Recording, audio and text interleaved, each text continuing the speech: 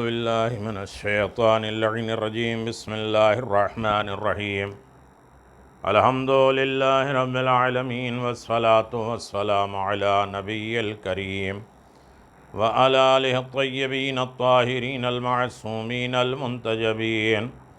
ولعنة الله على أعدائهم من الآن إلى قيام يوم الدين آمين يا رب العالمين.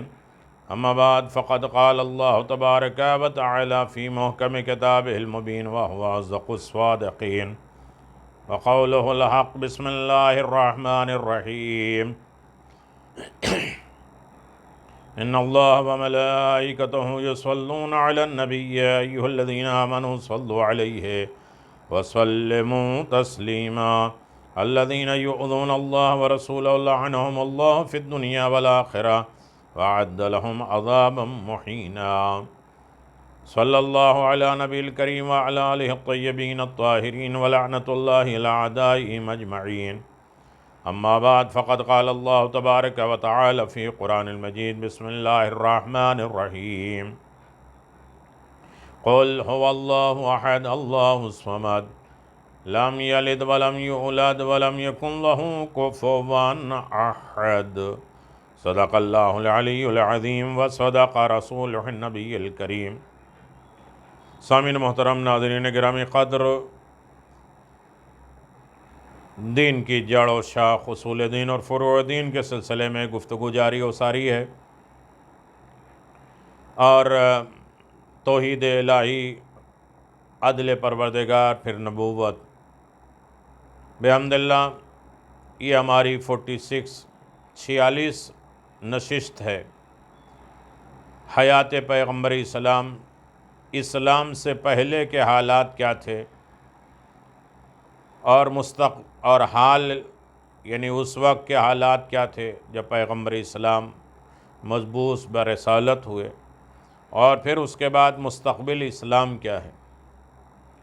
اسلام کا فیوچر. حضرت ابو طالب علیہ السلام کے انتقال کے بعد جب مکہ میں پناہ کا مکمل انتظام نہ رہا تو قدرت نے اپنے حبیب خاص کو ہجرت کا حکم دیا، اور اس طرح 13 بعثت میں رسول خدا صلی اللہ علیہ وسلم حضرت علی ابن ابی طالب کو اپنے بستر پہ لٹا کر مکے سے مدینہ کی طرف ہجرت کر گئے. اور حضرت علی ابن ابی طالب علیہ السلام نے یہ معلوم کر کے اس طرح رسول اکرم صلی اللہ علیہ وسلم کی جان محفوظ رہے گی، تاریخ اسلام کا پہلا سجدہ شکر انجام دیا. یہ واقعہ 2 ربیع الاول کو پیش آیا، یعنی ستمبر 622 عیسوی میں، جب رسول اکرم صلی اللہ علیہ وسلم کی عمر تقریباً 53 سال کی تھی، اور حضرت علی ابن ابی طالب علیہ السلام کی عمر تقریباً 23 سال. تھوڑے وقفے تک غار ثور میں قیام رہا، جہاں بروایت در منشور جلد نمبر 2 صفحہ نمبر 240، طبری جلد نمبر 2، رسول اکرم صلی اللہ علیہ وسلم کی نصیحت کے مطابق کھانے پینے کا انتظام حضرت علی ابن ابی طالب علیہ السلام ہی کر رہے تھے. جس طرح رسول اکرم صلی اللہ علیہ وسلم کے پاس جمع شدہ امانتوں کی واپسی اور بنی ہاشم کے خواتین کے مدینہ پہنچانے کی ذمہ داری بھی حضرت علی ابن ابی طالب کے سپرد کی دی، انہی کے حوالے تھی. غار ثور سے نکل کر خیمہ ام مبعد میں قیام فرمایا، جہاں اس کی بکری کا دودھ نکال کر دست مبارک کے اس قدر برکت سامنے آئی کہ ام مبعد اور اس کا شوہر دونوں مسلمان ہو گئے. ادھر آپ نے کلی کر کے پانی درخت کے جڑ میں ڈال دیا، جس سے درخت شاداب ہو گیا، اور پھر اچانک ایک دن اس کے پتے جھڑ گئے تو انکشاف ہوا کہ یہ سرکار دو عالم صلی اللہ علیہ وسلم کی وفات کا دن تھا. دوبارہ پھر یہی حادثہ پیش آیا تو معلوم ہوا کہ یہ روز شہادت حضرت علی ابن ابی طالب علیہ السلام تھا. اس کے بعد روز عاشور اس کی جڑ سے خون ابلنے لگا، اور اس طرح رسول اکرم آل رسول کے غم میں کائنات کی شرکت کا فطری ثبوت فراہم ہو گیا۔ ربیع الابرار زمخشری کتاب میں ہے۔ ادھر سراقہ ابن جاشم آپ کے تعاقب میں چلا تو آپ کا گھوڑا زمین میں دھس گیا۔ دوبارہ پھر 100 اونٹ کے انعام کے لالچ میں آگے بڑھا تو پھر یہی واقعہ پیش آیا، گھوڑا دھس گیا۔ آخرکار آپ نے سہارا دے کر نکالا تو وہ مسلمان ہو گیا۔ ابو البریدہ اسلمہ بھی تعاقب کیے اور اس نے بردم و سلامہ کا حوالہ دیا اور وہ بھی مسلمان ہو گیا۔ مکہ و مدینہ کے درمیان 20 منزلوں پر قیام کر کے قریب مدینہ پہنچے تو مقام قباء پر قیام فرمایا۔ یہ تاریخ 12 ربیع الاول سن 13 بعثت کی تھی۔ 4 روز قیام رہا اور 3 دن کے بعد حضرت علی ابن ابی طالب علیہ السلام آگے آئے اور مسجد کی تعمیر کا کام شروع ہو گیا، اس لیے کہ تبلیغ اسلام کا کوئی کام حضرت علی ابن ابی طالب کی شرکت کے بغیر شروع ہونے والا نہیں تھا۔ 22 ربیع الاول کو مدینہ میں داخلے کا پروگرام بنا۔ قبیلہ بنی سالم میں جمعہ کا دن آ گیا تو اسلام نے پہلی نماز جمعہ جس میں 100 افراد نے شرکت کی تھی۔ مدینہ میں داخل ہونے پر انصار کی عورتیں اور بنی نجار کی لڑکیوں نے استقبال کا ترانہ پڑھا۔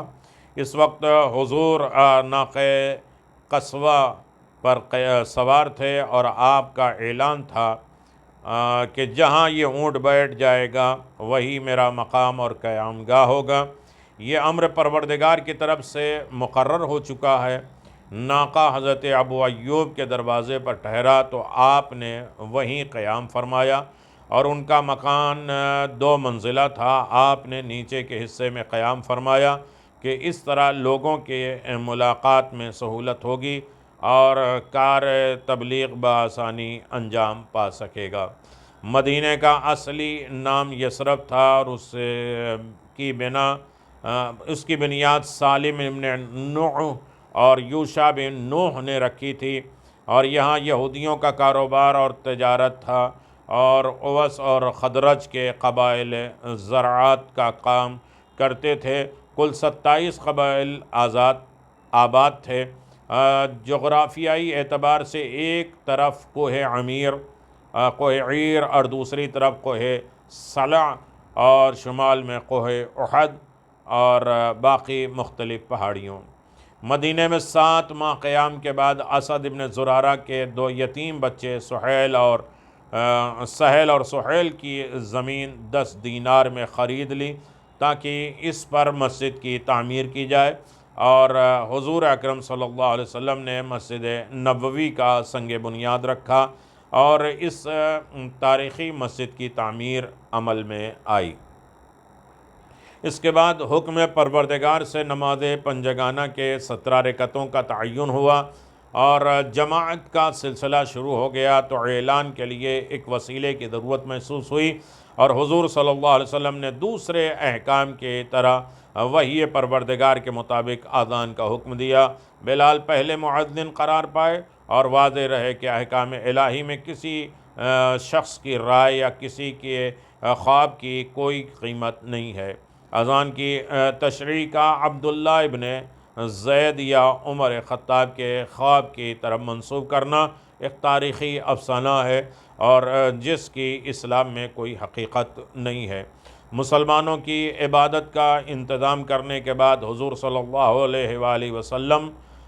نے سیاسی اور اجتماعی معاملات پر توجہ دی۔ انس ابن مالک کے گھر میں انصار اور مہاجرین کے درمیان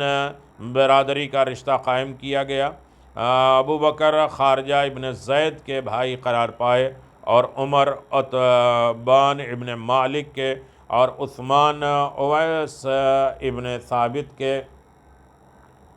بھائی قرار پائے اور ابو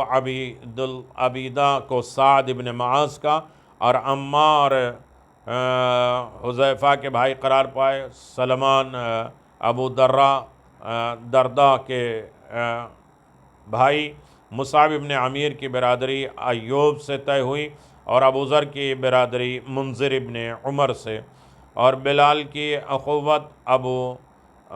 رویحہ سے طے پائی، اور حمزہ کی اخوت زید ابن حارثہ سے۔ ایک حضرت علی بن ابی طالب تھے جنہیں رسول اکرم صلی اللہ علیہ وسلم نے دنیا اور آخرت میں اپنا بھائی قرار دیا، اور اس کے علاوہ اصحاب میں کسی کو یہ شرف حاصل نہیں ہو سکا۔ انصار نے مواخذات کا سلسلہ ادا کیا اور اپنے جملہ اموال میں مہاجرین کو شریک بنا لیا، لیکن تھوڑے عرصے کے بعد مہاجرین کو اپنے پیروں پر کھڑے ہونے کا خیال پیدا ہوا اور مختلف کاروبار شروع ہو گئے، اور ابو بکر بزاز بنے اور عمر نے ولائی کا کام شروع کیا اور عثمان بیچنے لگے۔ مدینہ آبادی کے اعتبار سے ابتدا میں یہودیوں کا مرکز تھا، اس کے بعد یمن سے اویس اور خدرج نام کے دو شخص آ کر آباد ہو گئے اور انہوں نے یہودیوں سے معاہدہ کر لیا۔ تھوڑے عرصے کے بعد دونوں فریقوں میں اختلاف ہو گیا اور یہ اختلاف برقرار رہا۔ رسول اکرم صلی اللہ علیہ وآلہ وسلم نے اس صورتحال کے پیش نظر مدینہ پہنچ کر ایک عام عہد نامہ تیار کیا، جس میں مسلمان، یہود اور مدینہ کے تمام قبائل شامل تھے، اور مشہور روایت کے بنا پر اس معاہدے میں 47 دفعات تھیں جو ایک عام اجتماعی زندگی کے لیے مکمل دستورالعمل کی حیثیت رکھتی تھی۔ اب ہجری سال کا سلسلہ شروع ہو گیا، جس کی بنیاد طبری وغیرہ کے اشارے کی بنیاد پر رسول اکرم صلی اللہ علیہ وسلم ہی نے قائم کی تھی، اور بعد میں حضرت علی بن ابی طالب نے اس نقطے کی طرف اشارہ کیا تھا، اور اس کا تعلق کسی دوسرے صحابی یا مورخ سے نہیں ہے۔ اور ہجرت اسلامی تاریخ کا سب سے اہم واقعہ ہے جس میں ایثار، قربانی، فداکاری کے بے مثال مرقع پائے جاتے ہیں، اور یہی اسلامی تعلیمات کا مرکزی نقطہ ہے۔ سن 1 ہجری میں ولید بن مغیرہ، عاص ابن وائل کا انتقال ہوا، اور عبداللہ ابن زبیر اور مختار ابن عبیدہ ثقفی کی ولادت ہوئی۔ سن 2 ہجری میں ہجرت کے 17 یا 19 مہینے کے بعد عین نماز کی حالت میں قبلہ کی تبدیل کا حکم آیا، جب حضور براء ابن معرور کے مکان پر مسجد بنی سالم میں نماز ظہر میں مشغول تھے،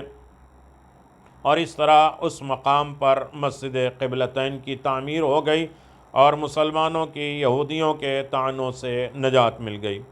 کہ انہوں نے نیا دین تو ایجاد کر لیا، لیکن انہیں ہمارے قبلے کے علاوہ دوسرا کوئی قبلہ نصیب نہیں ہوا۔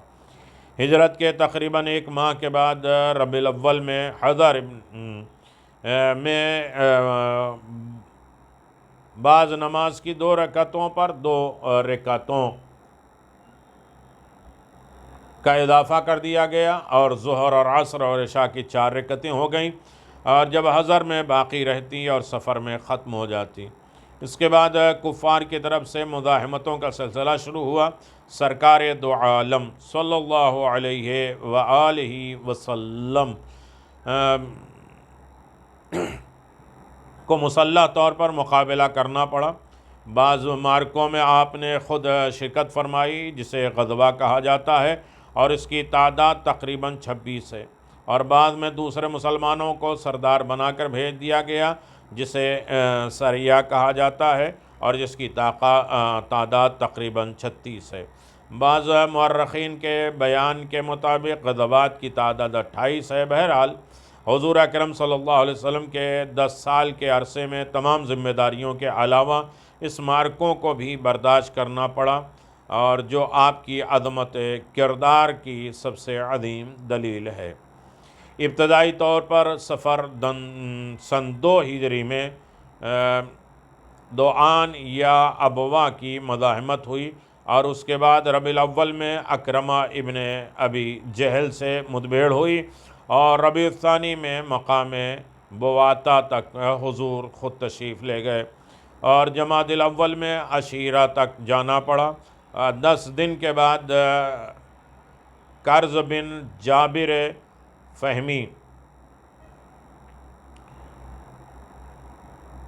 فہری نے جانور پکڑ لیے تھے تو اس کا تعاقب کیا گیا، جسے بدر اولا کے نام سے یاد کیا جاتا ہے۔ جمادی الثانی، رجب اور شعبان میں قدر سکون رہا، اور اس کے بعد ماہ اور رمضان میں بدر کبریٰ کا معرکہ پیش آیا، جو اسلام کا سب سے پہلا مشہور ترین معرکہ ہے۔ بدر میں مسلمانوں کا کل سامان جنگ 3 گھوڑے اور 70 اونٹ 70 اونٹ، 8 تلواریں، 6 زرہ تھی۔ افراد کی تعداد 313 تھی، اور ادھر فوج دشمن مسلح اور 950 افراد پر مشتمل تھی۔ 313 افراد میں 73 مہاجرین تھے اور 236 انصار۔ علم لشکر حضرت علی بن ابی طالب کے ہاتھ میں تھا، اگرچہ آپ کے لیے یہ پہلا جنگی تجربہ تھا، اور حضرت حمزہ جیسے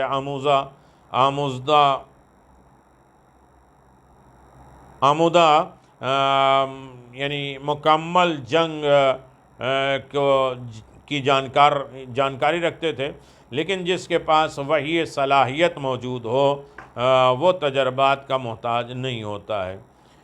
بدر کا معرکہ اگرچہ پہلا معرکہ تھا، لشکر اسلام انتہائی بے سر و سامانی کے عالم میں تھا، لیکن نصرت خداوندی کا نتیجہ یہ ہوا کہ لشکر کفار کے اکثر سردار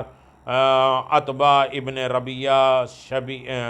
شیبہ بن ربیعہ، ولید ابن عتبہ، ابو جہل ابن ہشام، رفع ابن اسود، ابو البختری ابن ہشام، امیہ بن خلف اور نبیہ اور منبع ابن حجاز سب ہی کام آ گئے، اور اس طرح کفر کے حوصلے بڑے حد تک پست ہو گئے۔ اور شاید اس نصرت خدا کا راز یہی تھا کہ مسلمانوں کا اعتماد نہ لشکر پہ تھا نہ اسلحے پر، بلکہ تمام تر اعتماد نصرت الہی پہ تھا۔ ایسے حالات میں نصرت الہی کام آتی ہے، ورنہ جب اعتماد غیر خدا پر شروع ہو جاتا ہے تو لاکھوں کی تعداد کے ہونے کے باوجود شکست کے علاوہ کچھ نہیں آتا، جیسا کہ دور حاضر میں برابر دیکھنے میں آ رہا ہے۔ بدر کے واقعی مجاہد تو صرف حضرت حمزہ اور جناب عبیدہ اور جناب امیر المؤمنین علی بن ابی طالب علیہ السلام یعنی کل اولاد عبد المطلب تھی، لیکن جب مال غنیمت ہاتھ آ گیا تو سب دعوے دار ہو گئے، اور اس اخلاص جہاد کے باوجود طمع، لالچ دنیا نے اپنا کام شروع کر دیا، جس کے نتیجے میں سورہ انفال نے سارا مال ملکیت رسول قرار دیا، اور آپ نے تمام مسلمانوں پر برابر تقسیم کر دیا کہ واقعی مجاہدین اس قدر مخلص ہیں کہ انہیں نہ مال کی پرواہ ہے اور نہ وہ اس قسم کی تقسیم پر اعتراض کرنے والے ہیں۔ جنگ بدر میں اسیروں کے بارے میں رسول اکرم صلی اللہ علیہ وسلم کو اختیار تھا کہ چاہے یوں ہی آزاد کر دیں یا فدیہ لے کر آزاد کریں، چنانچہ آپ نے دونوں طریقہ کار انجام دیے۔ عباس ابن عبد المطلب کو فدیہ لے کر آزاد کیا، عمر ابن ابو سفیان کو ایک مرد انصاری سعد ابن نعمان کے بدلے آزاد کیا، اور سہیل ابن عمر کو فدیہ لے کر آزاد کیا۔ اگرچہ اس کی مشہور خطابت کی بنا پر عمر خطاب کی رائے تھی کہ اس کے دانت اکھاڑ دیے جائیں، لیکن آپ نے فرمایا اسلام مسلح کی اجازت نہیں دیتا ہے، ہاتھ پاؤں کو، دانت کو کاٹنے اور کان ناک کو کاٹنے کی اجازت نہیں دیتا۔ نادار قیدیوں کی سزا یہ قرار پائی کہ ہر شخص 10 مسلمان کو تعلیم ذمہ داری لے، اور اس طرح یہ واضح ہو گیا کہ اسلام مال سے زیادہ علم کو اہمیت دیتا ہے، اور علم جس کے پاس بھی ہو اس سے حاصل کر لینا چاہیے، اور اس سلسلے میں کسی تعصب کا شکار نہیں ہونا چاہیے۔ جنگ بدر کے نتیجے میں 14 مسلمان شہید ہوئے، اور جن میں 6 مہاجر تھے اور 8 انصار، اور ادھر لشکر کفار میں 70 افراد شہید ہوئے، 70 قیدی بنائے گئے، اور ہلاک ہونے والوں میں 35 تنہا حضرت علی بن ابی طالب کی تلوار کے مارے ہوئے تھے، اور باقی کے قتل میں بھی آپ کی شرکت ثابت ہے۔ رسول اکرم صلی اللہ علیہ وسلم نے کفار کے مقتولین کو ایک کنویں میں دفن کر کے قرآن مجید کی آیت کی تلاوت کی، جو خدا نے ہم سے وعدہ کیا تھا وہ ہم نے پا لیا، اب تم بتاؤ جو وعدہ تم سے کیا گیا تھا وہ تمہیں حاصل ہوا کہ نہیں؟ جس واقعے میں ارواح کفار تک کی زندگی کا اشارہ پایا جاتا ہے، چجائے اولیاء خدا اور شہداء راہ حق، ان کی حیات میں شک کرنا تو اسلام کے انحراف کے علامت ہے۔ دیکھیے، کفار کے روحوں سے پیغمبر گفتگو کر رہے ہیں، یعنی وہ زندہ ہے، تو جو اولیاء خدا ہوں، منصب الہی پر فائز ہوں، اور جو خدا کی طرف سے بھیجے گئے ہوں، ان کی حیات نہیں ہوگی بلکہ دوسروں کو حیات دیتے ہیں، ان کی محبت حیات کا ذریعہ ہے۔ جنگ بدر کے سلسلے میں یہ نقطہ انتہائی اہم ہے کہ اس میں حضرت علی بن ابی طالب کے مقتولین میں ایک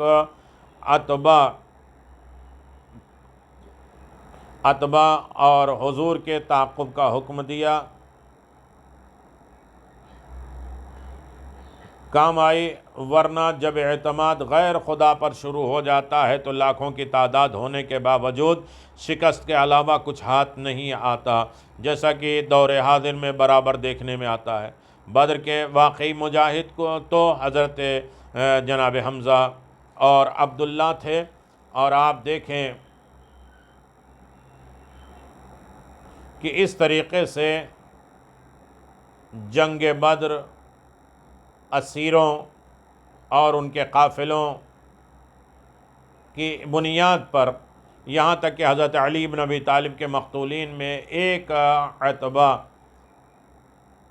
اتبا تھا جو ہندہ جگر خورا کا باپ اور معاویہ کا نانا ابو سفیان کا خسر تھا، اور ایک ولید تھا جو معاویہ کا ماموں تھا، اور ایک حنظلہ ابن ابو سفیان تھا جو معاویہ کا بھائی تھا۔ دیگر بنی امیہ کے سرکردہ افراد بھی تھے، اور جس کے بعد معاویہ پھر یزید کے دل میں جذبہ انتقام کا پیدا ہونا ایک فطری امر تھا کہ دین اور مذہب نہ ہو تو رشتہ قرابت سے زیادہ اہم کوئی شے نہیں ہے۔ ان افراد کے علاوہ زبیر کے چچا نوفل بن خویلد اور طلحہ کے چچا امیر ابن عثمان بھی تھے، اور جن کے قتل نے مستقبل میں جنگ جمل کی زمین ہموار کی، اور اس طرح حضرت علی بن ابی طالب علیہ السلام سے اور ان کے اسلامی مجاہدات کا بدلہ لیا گیا۔ چند دنوں کے بعد ماہ شوال سن 2 ہجری میں غزوہ بنی قینقاع پیش آیا۔ یہ ان یہودیوں کی سرکوبی کا معرکہ تھا جنہوں نے ہجرت رسول اکرم صلی اللہ علیہ وسلم کے بعد مدینہ کے تحفظ کا معاہدہ کیا۔ جب مشرکین نے حملے